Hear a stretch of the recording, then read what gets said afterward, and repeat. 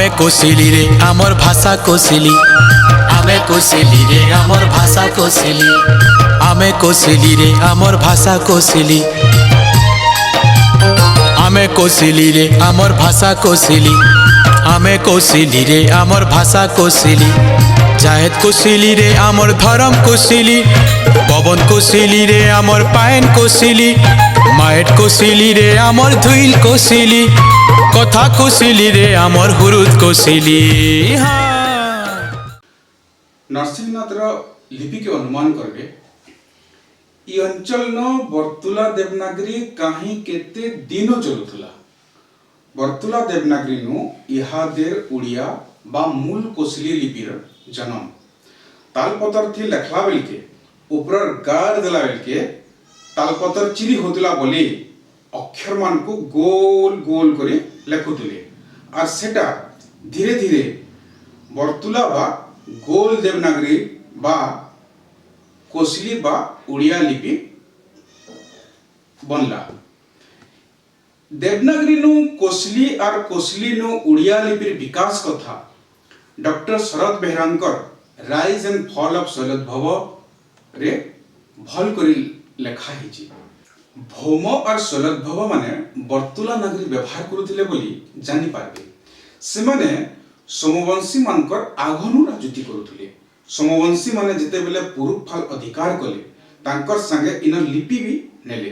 संस्कृति नदीर बाटे बाटे पश्चिम फालु पुरुष फाल के जाइछे। इ कथा केसी मिश्रंकर द कल्ट ऑफ जगन्नाथ रे लेखा हिचे जे it may be suggested that civilization progressed through the course of this river Mahanadi to the coastal region of Orissa from the far away hinterland of Madhya Bharat.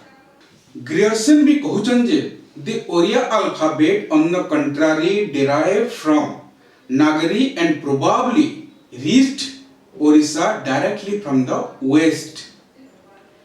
पंडित गोपीनाथ नंद भी तांकर ओडिया भाषा तत्व रे ई कथा समर्थन करूछन। प्रत्नलिपिविद सत्यनारायण राजगुरु भी समान मत देछन। मोटामोटी भावे कहिबाकू गले ख्रीष्टीय दशम एवं एकादश शताब्दी रे ए देशर जेउ उत्तर भारतीय लिपि अनुरूप अक्षर प्रचलन थिला तहिरु आधुनिक ओडिया वर्णमालार अधिकांश सृष्टि होइछि बोली ग्रहण करा जाइछि।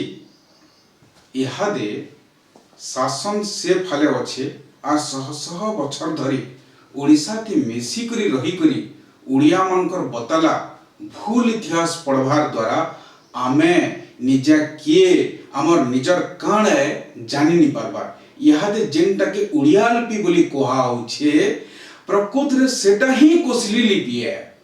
जेते बेले कोसलांचल रे कोसली जातीयतावाद रे जागरण हिची अलग राज्य भाषा संस्कृति र अलग परिचय लागे संघर्ष मूल हिची। किछि लोग उड़िया नु अलग देखे हेबार लागे देवनागरी रे लेखबार के भी चेष्टा करूछन। हेले उड़िया माध्यम पढ़ा बंद नि हेबार तक उड़िया लिपि छाड़बाटा सहज नुहे। नुआ करी कोसली माध्यम पढ़ा हेले देवनागरी स्कूले चला जाई पारे।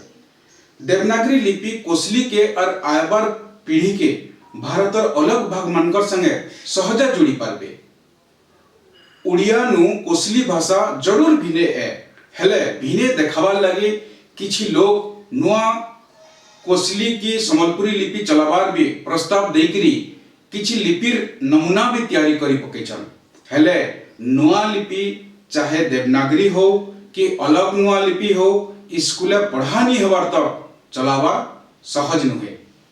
और इ कोसलोडिया लिपि जेहेतु एते जुगु रची गलान इथि हेते असुविधा भी नहीं न। भाषा स्वतंत्रता के देखाबार लगी स्वतंत्र लिपिर दरकार नहीं न।